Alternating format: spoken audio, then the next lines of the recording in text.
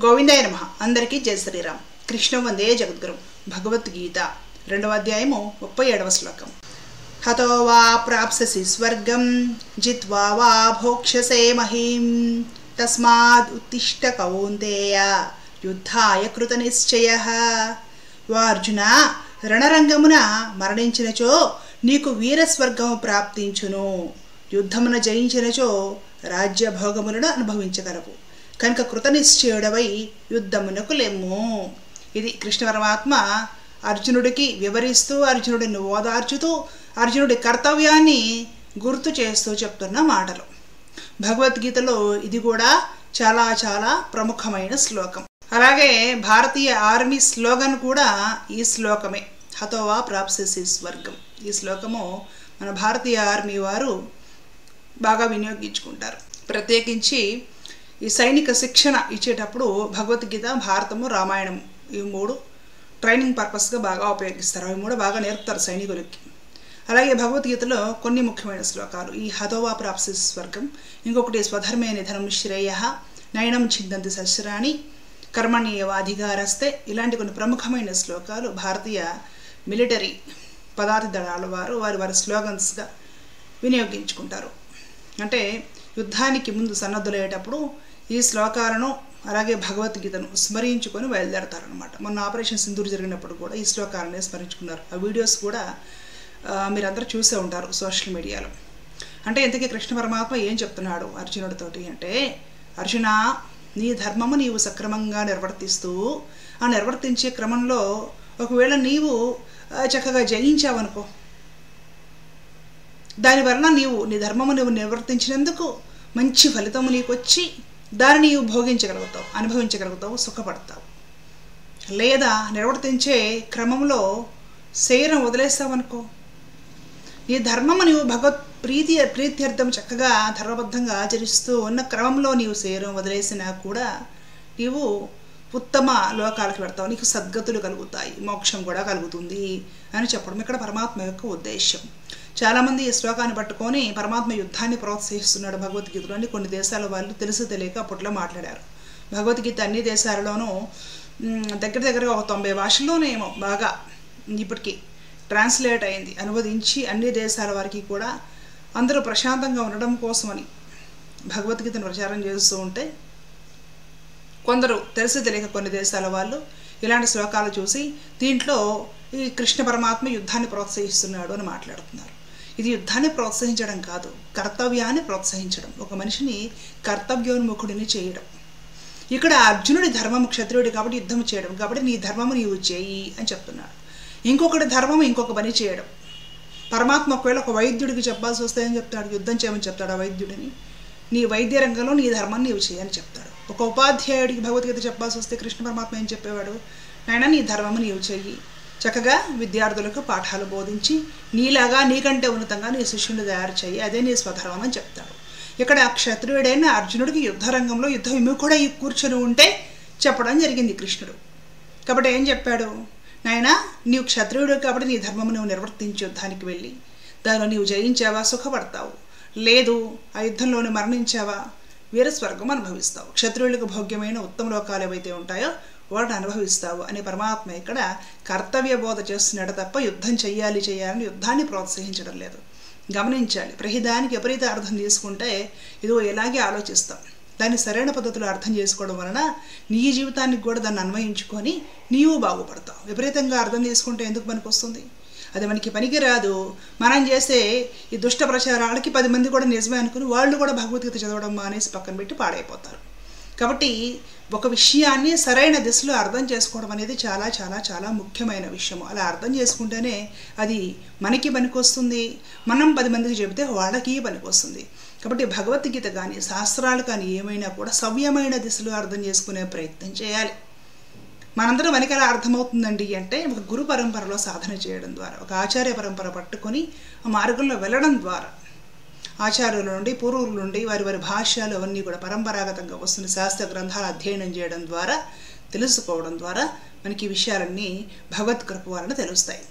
సరే, పరమాత్మ చెప్తుంది ఏమిటి, అర్జున నీవు క్షత్రియుడవు, నీ స్వధర్మము నీ క్షాత్రోచితమైన కర్తవ్యం నిర్వర్తించడం. క్షత్రియుడు ఏం చేయాలి? యుద్ధానికి వెన్ను చూపకూడదు, దానాలు పట్టకూడదు, పోరాడాల్సి వస్తే పోరాడకుండా మానేసి సైలెంట్గా ఇంట్లో కూర్చోకూడదు. ఇలా క్షత్రియులకంటూ విధించిన నిర్వర్తించవలసిన కర్తవ్యాలు కొన్ని ఉన్నాయి శాస్త్రాలలో. వాటిని చక్కగా నిర్వర్తించడం, నిష్కామంగా భగవత్ ప్రీత్యర్థం అవన్నీ కూడా చక్కగా నిర్వర్తించడం అనేది ఒక వీర క్షత్రియుడి లక్షణం. అలా నిర్వర్తించే దశలో యుద్ధం వస్తే ధర్మబద్ధంగా యుద్ధానికి వెళ్ళి వెన్ను చూపకుండా పోరాటం క్షత్రియుడి లక్షణం. ఆ పోరాటంలో ఒకవేళ క్షత్రియుడు జయించాడనుకో ఈ భూమండలాన్ని అనుభవిస్తాడు. ఈ భూమి మీద ఒక వీరుడిగా చెప్పుకుంటారు. వీరుడు ఎప్పుడు కూడా ప్రజల దృష్టిలో హీరో, ప్రజల దృష్టిలో నాయకుడు. ప్రజలను కూడా ఆ విధంగానే చూసుకుంటాడు. ఆ విధంగా నీవు గెలిస్తే చక్కగా ఈ భూమండలాన్ని, నీ రాజ్యాన్ని అనుభవించడం అంటే ఏలుతూ నీ ప్రజలను కన్నబిడ్డల్లా చూసుకుంటావు. వాళ్ళందరూ మీ ఏలుబడిలో, పాండవుల ఏలుబడిలో సుఖంగా, సంతోషంగా, ఆనందంగా, ధర్మంగా బ్రతుకుతారు. అంతమంది బ్రతుకుకు ఆనందానికి కారణమైన వాడివి అవుతావు. లేదు యుద్ధంలో వీరోచితంగా పోరాడుతూ మరణించావా, వీరస్వర్గాన్ని అలంకరిస్తావు. ఉత్తమమైన లోకాలకు వెళ్ళి అక్కడ ఆనందంగా ఉంటావు. లేదా యుద్ధంలో ధర్మబద్ధంగా పోరాటం చేస్తూ భగవత్ ప్రీత్యర్థం నీ యుద్ధం చేసి నీ కర్మల విషయంలో నీవు శరీరం వదిలేసావు. నీ కర్తవ్య కర్మను నిర్వర్తిస్తూ నిస్వార్థంగా శరీరం వదిలేసినందుకు, నన్ను స్మరించుకుంటూ ఆ పని చేస్తున్నందుకు నీకు భగవత్ ప్రాప్తి లేదా అంటే మోక్షం కూడా కలుగుతుంది. అంటే ఏమిటి? నీ కర్తవ్యం నువ్వు నిర్వర్తిస్తున్నప్పుడు నువ్వు రెండు విధాలా చెడవు. బ్రతికి ఉన్నా బాగుంటావు, పోయినా బాగుంటావు, ఇబ్బంది లేదు. అంత మంచి విషయం. నీ స్వధర్మం నువ్వు నిర్వర్తించడం అనేది అంత గొప్ప విషయం. నీవెందుకు విముఖుడవయి అన్నీ వదిలేసి నీవేమి చేయను అని లేని వైరాగ్యం తెచ్చుకొని బాధ తెచ్చుకుని ఇలా బాధపడుతున్నావు నాయన అని కృష్ణ పరమాత్మ అర్జునుడిని ఓదార్చున్నాడు. ప్రతి ఒక్కరు కూడా తెలుసుకోవాల్సిన విషయం. ఇదేదో అర్జునుడికి యుద్ధం అప్పుడు కృష్ణుడు చెప్పాడు కాదు. మన కర్తవ్యాలు ఏమైతే ఉన్నాయో, కుటుంబ బాధ్యతలు అయితేనేమిటి, ఒక మనిషి రకరకాల పాత్రలు పోషించాల్సి వస్తుంది జీవన గమనంలో. కూతురుగా, కొడుగ్గా, అన్నతమ్ముళ్ళుగా, అక్క చెల్లెళ్ళుగా, తల్లిదండ్రులుగా, భార్యాభర్తలుగా, లేదా బయట ఒక వ్యాపారులుగా, ఉద్యోగులుగా, లేదా రకరకాల వృత్తులు చేస్తూ స్నేహితులుగా, బంధువులుగా, ఒక జీవితం పూర్తయ్యే లోపల ఎన్నో పాత్రలు ఒక మనిషి పోషించాలి. ఇంట బయట సమాజంలోనూ వృత్తి ధర్మ నిర్వర్తించేటప్పుడు ప్రతి పాత్ర కూడా వీళ్ళనంత గొప్పగా నిస్వార్థంగా పోషించగలగడం ఏదైతే ఉంటుందో అది ఖచ్చితంగా నీవు నీ స్వధర్మాన్ని పాటిస్తున్నట్టు, నీ కర్తవ్యాన్ని, బాధ్యతలను కరెక్ట్గా పాటిస్తున్నట్టు. అలా పాటించే ప్రయత్నంలో చక్కగా ఉత్సాహంగా ఈ చేసేవన్నీ కూడా నేను భగవత్ ప్రీత్యర్థం, భగవత్ ప్రాప్తి కోసం చేస్తున్నాను, ఏదో నాకై నేను చేయడం లేదు, నేను చక్కగా తెలివిగా ఉత్సాహంగా నేను గొప్పదాన్ని కాబట్టి చేయడం లేదు, లేదా గొప్పవాడిని కాబట్టి చేయడం లేదు, భగవంతుడు దయ వలన ఏదో నాకు ఈ జ్ఞానం అప్పింది కాబట్టి ఎక్కడ ఏ ధర్మం నేను నిర్వర్తించాలో అవన్నీ కూడా నేను వీరనంత నా సాయశక్తుల భగవత్ ప్రీత్యర్థం, ఇదంతా నేను భగవంతుడికి చేసే పూజ అనే భావనతోటి ఈ కర్తవ్యాలను నిర్వర్తించుకురాగలుగుతున్నా. ఇంట్లోనూ బయట సమాజంలోనూ ప్రతి వ్యక్తితోటి నీకు ఏ పాత్ర అయితే ఉంటుందో ఆ పాత్ర సరిగ్గా శుద్ధంగా రుజువర్తనంలో నిర్వర్తించగలిగితే ఆ నిర్వర్తించే క్రమంలో నీవు చివరి వరకు ఉన్నావా, సంతోషంగా, ప్రశాంతంగా, తృప్తిగా బ్రతుకుతావు. నీ అనుభవాలు నలుగురికి చెప్పి వాళ్ళని బాగు చేయగలుగుతావు. ఎవరి కర్తవ్యం వాళ్ళు కరెక్ట్గా నిర్వర్తించిన వాళ్ళందరైనా కోటేశ్వరులు అయిపోతారా? పెద్ద పెద్ద మేడలు కట్టుకొని సుఖపడతారా అంటే కోటేశ్వరులు ఎవరు సుఖపడరు.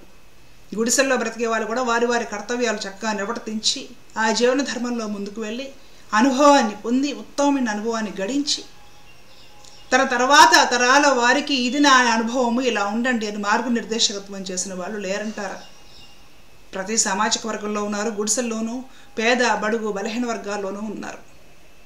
దానికి ఏమీ గొప్ప ఐడెంటిఫికేషన్ అవసరం లేదు. వీళ్ళు గొప్ప వాళ్ళు, సెలవులు కప్పించుకున్నారనే ఐడెంటిఫికేషన్ అవసరం లేదు. నీ జీవన మార్గంలో గమ్యం చేరే లోపల నీ ధర్మము, కర్తవ్యం నువ్వు చక్కగా నిర్వర్తించడం వలన నీకు కలిగే అపారమైన అనుభవం ఏదైతే ఉంటుందో అదే జ్ఞానము. దాని తర్వాత వాళ్ళ కొడుక్కి, మనవడికి చెప్తాం, ఇలా ఉండాలి జీవితంలో, నేను ఇలా చేసి ఇలా అయింది కాబట్టి నువ్వు ఇలా చేయకు, ఇలా ఉండు. ఇదంతా చెప్పడానికైనా నీవు ఉంటావు.